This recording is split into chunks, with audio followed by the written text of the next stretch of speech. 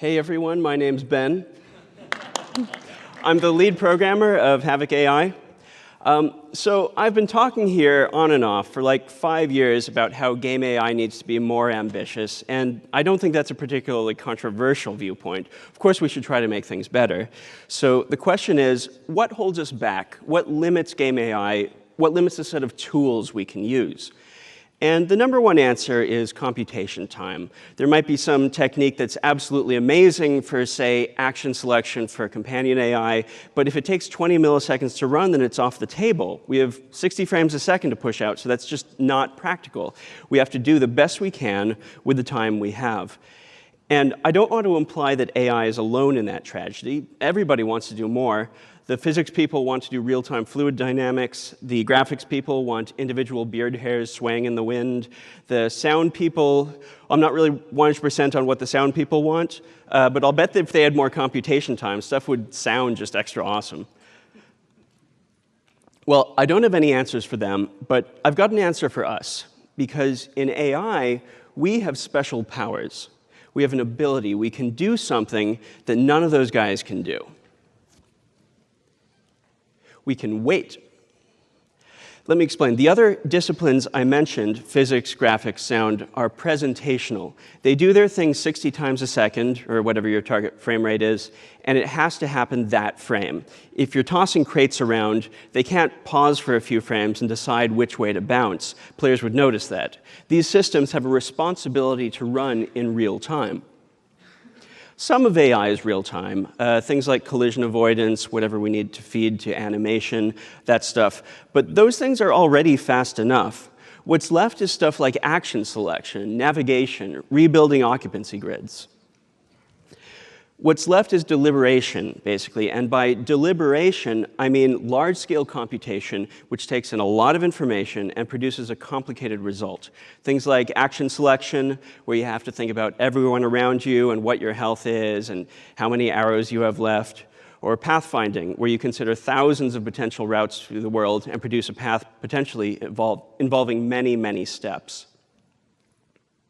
These things are slow. They have to be slow to be good, but they're infrequent. We don't need to peg the CPU at 100% just on pathfinding, because we only need new paths once in a while. Say it costs 20 milliseconds to find a path. Well, that's way too much to spend on a single frame. But it's also crazy fast by human standards. If we were to spread that out over 20 frames, that's a third of a second, 1 millisecond per frame. A third of a second is an entirely reasonable amount of time for a character to spend figuring out which way to go. That's normal human reaction time. So our special power is we can amortize these expensive but infrequent processes and hide the latency behind normal human reaction time. We can harness a huge amount of potential computation time as long as we don't do it too often and as long as we're willing to wait a little while for the results. If a particular planning problem takes an unexpectedly long time, that doesn't blow the frame rate. It just means the guy spends an extra fraction of a second cogitating. Slicing up long computations, I think, is absolutely essential for really next-level AI. We will never get there without it. So how to slice up a task? I see three approaches. The most obvious way is split it up manually, like do n iterations of A star on this frame and n iterations on the next frame. Or if you're building a nav mesh, maybe you'll do the face clipping on one frame and edge connection on the next frame, and so on. The second approach is put the computation on a background thread or multiple background threads and let it chug along with your workload. And then every frame, you check whether it's finished. And the third approach is kind of a combination of the two. And it's what I'm going to spend most of my time talking about. But first, I want to concentrate on those first two and why they're good, but not quite good enough. The big problem with manual slicing is that it really, really sucks to write. When I'm programming an algorithm, I do it with for loops and function calls and all the normal programming stuff. 1 millisecond after an algorithm starts running, maybe it's 5 function calls deep. It's got a ton of local state at each of the 5 levels. It's midway through a loop. The state it is in is remarkably complicated. And writing the algorithm in such a way that it can save that state and then stop and then come back to that state later is truly painful. Here's an easy example, quicksort. Here's regular old quicksort. And here's what I need to do to spread quicksort over multiple frames. I need external state. I need to flatten subroutine calls. In general, I need way more complicated ways of expressing the same thing. Simply put, this is not how these programming languages were meant to be used. Manual slicing is painful enough, in fact, that if you're doing it, you're tempted to scale back your ambitions, just because every layer of detail doubles the difficulty. Also, it forces you to guess where you need to split, and usually your guesses are wrong. And then changing those splits is even more painful, because you have to completely rework which state you save and how you resume the algorithm. For example, that manually sliced quicksort assumes I'll never want to slice in the middle of a left recursion. That's why it's so short and simple, relatively speaking. Feel like rewriting it when that assumption turns out to be wrong? Because it gets a lot longer. Manual slicing is a monumentally inefficient solution in terms of implementation burden. But at the same time, we should recognize for a moment how promising it is as an ideal. If we could really do this, we'd have as much control over timing as we wanted. I'll mention in passing that some languages support a coding style known as continuation passing, or another related construct known as coroutines, which make this all considerably simpler. So if your game is written in C# or Lua, it's worth looking into, though continuation passing and coroutines can work even better with the approach I'll talk about later. The next approach is background threads, where you rely on the operating system scheduler to do the time slicing for you. You create a background thread, or maybe multiple threads organized into a pool, and you execute your long-running tasks on them instead of on the main thread. The idea is to use up spare CPU cycles during the rest of the frame, and during the AI step, just process what's done. Since these threads have their own stacks, there's no need for manual slicing. The operating system takes care of saving state for you, and you can program in the normal fashion. I've used background threads a lot, and I think they can work very well, but there's some problems you need to constantly keep in mind if you're using these. The immediate problem is your background threads can end up taking resources away from your main thread. You've got enough background tasks to fill up your cores, and then you've also got the main thread, of course. And all of these threads have stuff to do, so if the scheduler decides that it's going to run your background task threads for a while and pause your main thread, then there goes your frame rate. But wait, you say, thread priorities. I'll just set my background threads to have low priority and my main thread to have a high priority, so the background threads only execute when there's nothing else going on.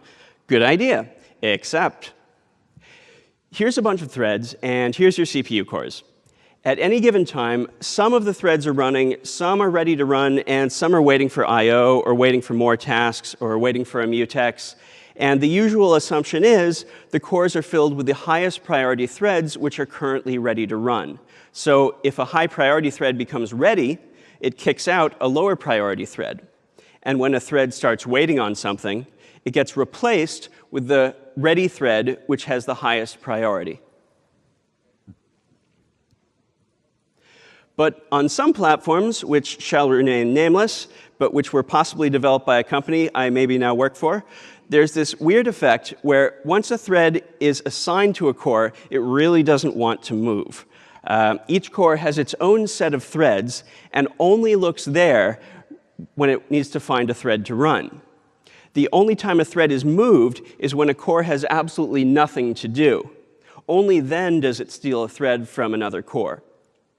So if this is your main thread and this is your graphics thread, they can get stuck on the same core. And you've got all these other threads on the other cores humming along, since, of course, they've got plenty to do, with the effect that your high priority threads have to compete with each other for resources, while your low priority threads get all the time they want. The solution is thread affinities, where you control which threads can be on which cores. Thread affinities are powerful, but they're really difficult to get right. If you make them too stringent, you end up wasting cores. A decent rule of thumb is give all your high priority threads different thread affinities, and don't give thread affinities to lower priority threads. But even that isn't enough if you have multi-threaded foreground tasks to the point where you have oversubscribed cores. Another problem is priority inversion, which I'll just rush through. If this low priority thread holds a lock, and this high priority thread wants that lock, then this medium priority thread ends up getting all the core time. Priority inversion is a complicated subject, and I don't want to go too far into it, but the main takeaway is that if your background thread and foreground thread share a lock, which is pretty much inevitable if you want them to communicate, then you can get into situations where a background thread prevents your main thread from running. The final problem with background threads is more subtle. The whole point of background threads is to use up spare CPU. But that means that the latency of your background tasks is at the mercy of everything else in your game. So in some area of the game, say that have a lot of physics bodies, suddenly your AI latency goes way up in that area because physics tasks are taking up more time, which means less time for the background tasks. With background threads, you have a ton of potential CPU, but no guaranteed CPU. Manual slicing doesn't have that problem because your code runs in the foreground. So, well, what do we like about these systems? With manual slicing, the primary advantage is the level of control. If we were to do enough work on it, we can do AI for exactly as we want to, as long as we want to do AI. But it's a lot of work. Background threads are a lot easier. You don't usually hear somebody say how easy multi-threading is, but there you go. But you have no control over what they're doing. Here's a third option, and it's how we've been approaching asynchrony in Havok AI. The basic idea is you have a pool of threads, like with the last approach, but instead of running in the background, they run in the foreground, and every frame, the main thread waits for them. But it doesn't wait forever. After a specific period of time, say 3 milliseconds, those threads get suspended, and then the next frame, they get woken up again. So this is the best of both worlds, in a way. For manual slicing, you get precise control over how much CPU goes to AI, and you get a guaranteed amount of execution time, regardless of what else is going on in the game. But unlike manual slicing, you don't have to code in an unpleasant style. You just implement as usual, and you let the OS take care of saving your state and suspending and resuming things. The problem then becomes, how do you do this? How do you get the threads to run for precisely 3 milliseconds during the AI step and then stop? Well, my first idea was to have the OS schedule things. So the main thread has the absolute highest priority, and the asynchronous threads are just below that, but suspended. The main thread wakes up the async threads and then sets a timer for itself for 3 milliseconds and then sleeps on that timer while the async threads do their thing. When the timer goes off, it suspends the async threads, processes any results that they've produced during that frame, and then the AI tick is over. There's a couple of problems with this, though. First, most of the platforms you're going to be working on are not set up for this level of precision. A timer which goes off won't actually resume the thread holding the timer until after the next natural scheduler tick, which on most platforms is around 16 milliseconds. On some platforms, you can adjust this, but even at the minimum tick, you don't have very fine-grained control. The more serious problem is the possibility of deadlock. Let's say that when an async thread's 3 milliseconds were up, it had just finished processing, it had grabbed a lock to write its output, and then just then, the main thread suspended it. And then, of course, the main thread tried to grab that lock itself, just to see if there was output ready. And bam, deadlock. Your game has crashed. The main thread is waiting for a lock, but the only thread that can give it that lock is asleep. And the only thread that can wake up that thread is waiting for a lock. So do not be tempted to go this route. It might work 999 times out of 1,000, and then the stars align and you get a deadlock, probably while you're demoing your game at E3. That's how fate works. Deadlock happens because at some points it is just not safe to suspend async threads. My initial thought was that the async threads should just guard those locations, setting some flag to tell the main thread that it has to wait a little longer before it gets to suspend them. But there's a simpler and more elegant solution. Let the threads themselves take care of going to sleep.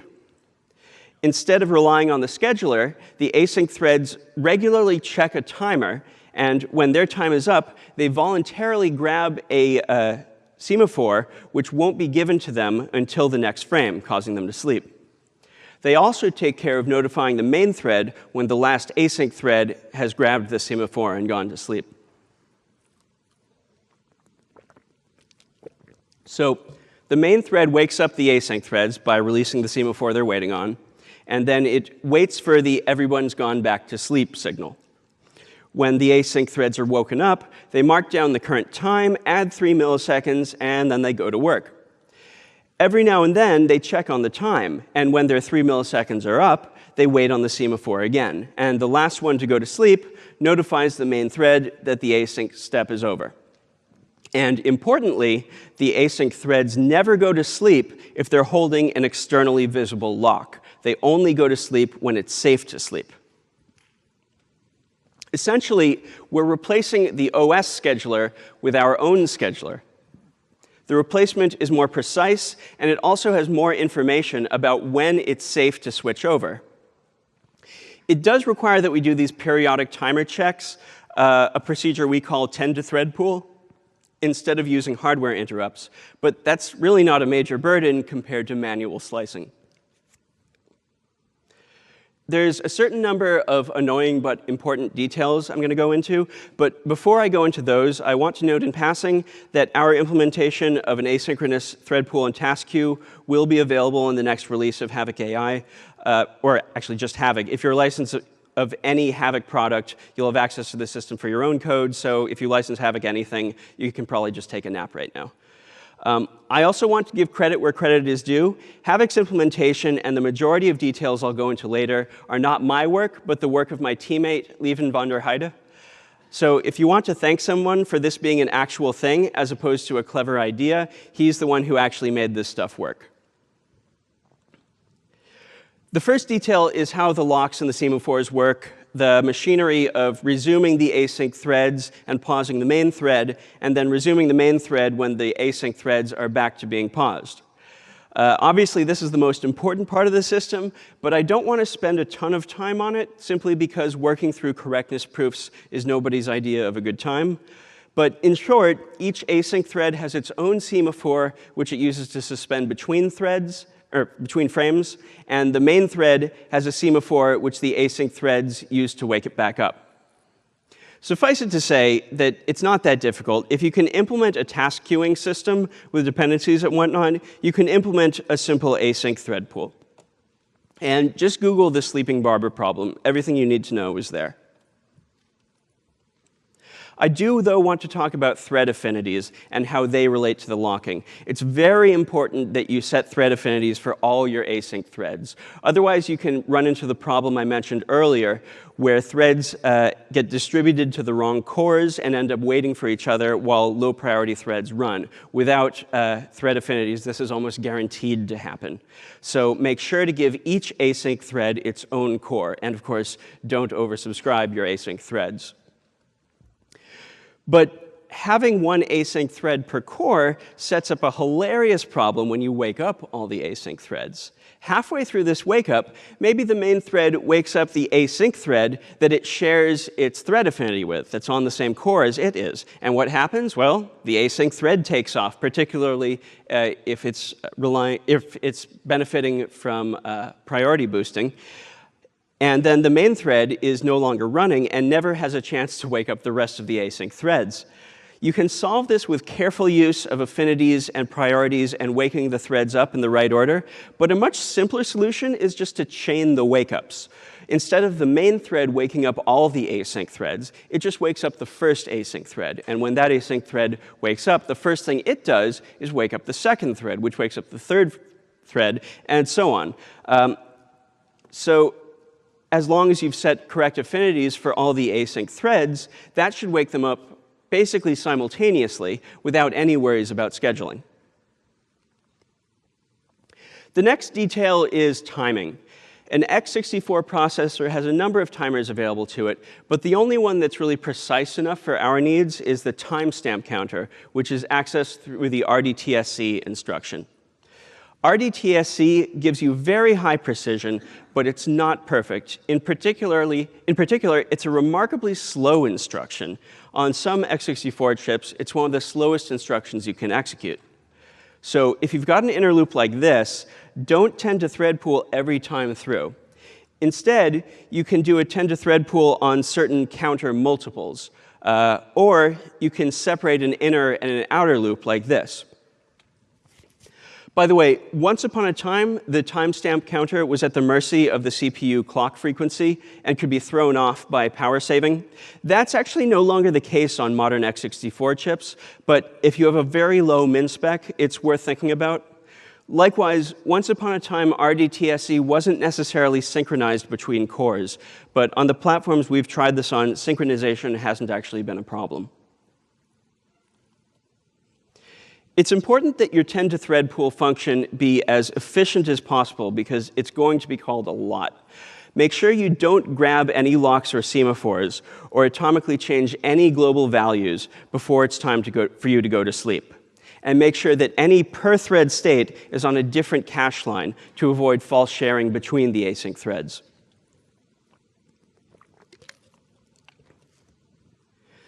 You should also make it not suck to call tend to thread pool. In particular, don't force your programmers to pass a thread pool pointer everywhere.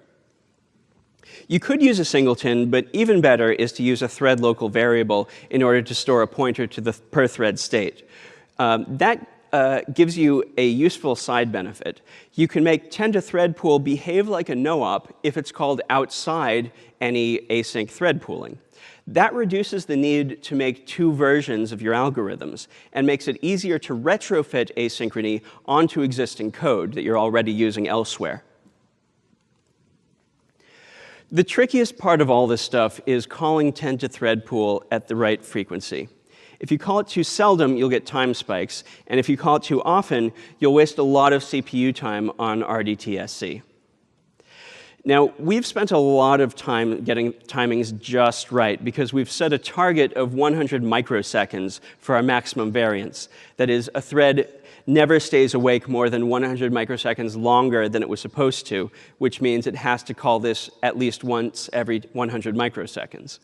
For that level of variance, you need to retrofit a lot of code for async use. For instance, we actually have a special version for asynchrony of memcopy, just because copying a 1 megabyte array takes about half a millisecond. For smaller data sizes, for higher acceptable variance, you don't have to go this far. But you should have some way of finding places in your code where you're calling tend to thread pool either too seldom or too often. A profiler can really help with this, particularly if you examine where tend to thread pool is most being called from. And you can also manually instrument your code. If your tend to thread pool function, if you pass in a unique ID from each place, then you can record when that happened and look for unusually high or low intervals between the calls. A major pain point with asynchronous computation in games is working with world state. Actually, in this system, threading notwithstanding, since everything's happening in the foreground during a dedicated AI tick, it's actually a lot easier than with general multi-threading. But there are still a couple of things you need to keep in mind. First, of course, is don't hold external locks when you're checking the sleep timer. Second is, if you read world state and then call tend to thread pool and then read more world state, consider whether the first batch of world state might now have changed. For things like influence maps, maybe that doesn't matter. For things like planning problems, it probably does. You can also have your tend to thread pool function return whether it slept or not and roll back and recheck things if it did. So far, I've talked about async threads as either running in the foreground or suspended, but you can also set it up so async threads switch between foreground and background mode by adjusting the thread priorities during the tick. That gives you a guaranteed time slice during the AI step, but it still allows you to soak up those idle CPU resources during the rest of the frame. One important point about this, the main thread should increase async priorities, and async threads should decrease their own priorities. Make sure to do it that way, otherwise things will happen at the wrong time and threads will get stuck. There's a big drawback to the background mode, though. When async threads are in the foreground, they have full access to the external world data as long as they don't try to sleep in the middle of a transaction. But if they're in the background, then it's just like any other multi-threaded system. You have to worry about concurrent access. So if your system needs to read a lot of world state, making it work in the background may be more trouble than it's worth. I should also mention that allowing both background threads and suspended frames makes an implementation considerably more complex. One bit of future work we've been looking at is internal locks. And by internal, I mean locks that are shared by asynchronous threads but are not visible outside the thread pool. You see these pretty often when you've got multiple threads working in parallel to produce a set of output. Internal locks, of course, aren't a problem as long as you don't hold them across a tend-to-thread pool call. But it would be nice to have a lock which had that flexibility. The idea is that that special kind of lock wouldn't interfere with tend-to-thread pool. And the way it would do that is if a thread is waiting for an internal lock, it should be treated as effectively already suspended. That means it needs to be implemented on top of the existing per-thread semaphores, and there's a lot of machinery for making sure that when a lock is released, it goes to the right thread, depending on whether it's suspended for the right or wrong reasons. It's not easy. It's not going to be easy to implement, but I think a successful implementation of this would open up a lot of flexibility in what sorts of processing people could do in an async thread pool. I know that asynchronous processing isn't the most natural way to write code. Instinctively, we want to be able to ask a question and get the answer back immediately. But asynchronous AI opens up possibilities which nothing else opens up for us. Computers have basically stopped getting faster. If you can't afford a technique today, you won't be able to afford it in 5 years either, unless you change the rules. And Asynchrony changes the rules. It uses game AI's natural tolerance for latency to open up more processing power than we've ever had before.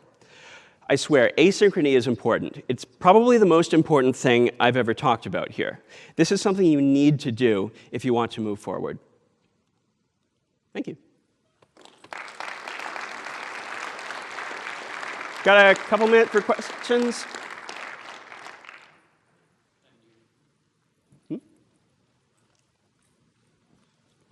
Hi.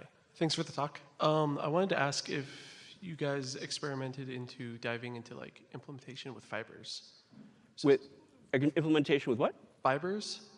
Yeah, I would love to use fibers. For that matter, I would love to use user mode scheduling and all sorts of things that are just perfect for this. We had to worry about cross-platform compatibility. I didn't want something that I'd have to re-implement and have different vagaries on each platform. So that meant, doing it the vanilla way with locks and such like. Okay, great. Thank you. Thanks for the talk. So given how easy it is to call tend-to-thread pool and how widespread the calls are, Yep. It seems like it's very easy to actually call it from a scope that's holding a lock. Do you often run into these problems? Do you have some instrumentation or some tools to deal with that? I mean, we ran into it a few times when we were first using this, when we were retrofitting existing code. But we're already very careful with locks, because when you're holding a lock, you're doing something unsafe, of course. And because you're doing something unsafe, you're restricting what can happen in the world. So our use of locks is already pretty tight. We did see a few uses of this, but I would say that none of them were very difficult to resolve, with the exception of the stuff happening entirely internally. It's the funny thing that it was the external locks which were harder to fix than the internal ones. Last question? So since when you do time slicing, you're essentially trading CPU time for memory. Do you guys handle anything with memory spikes? Essentially now that if different asynchronous tasks in the background are getting paused but consuming quite a bit of memory. So by trading CPU time for memory, you mean because there's all these threads with their own working set? Yes. It hasn't tended to be a big problem. I mean, yes, you have a stack per thread, but if you've got more threads going, then they generally have smaller heap sizes just because they're operating on a smaller area of the problem. It's definitely possible to limit the amount of memory being used per thread, but this just isn't something we've seen a need to do yet. Yeah. All right, I think we're done. Thanks.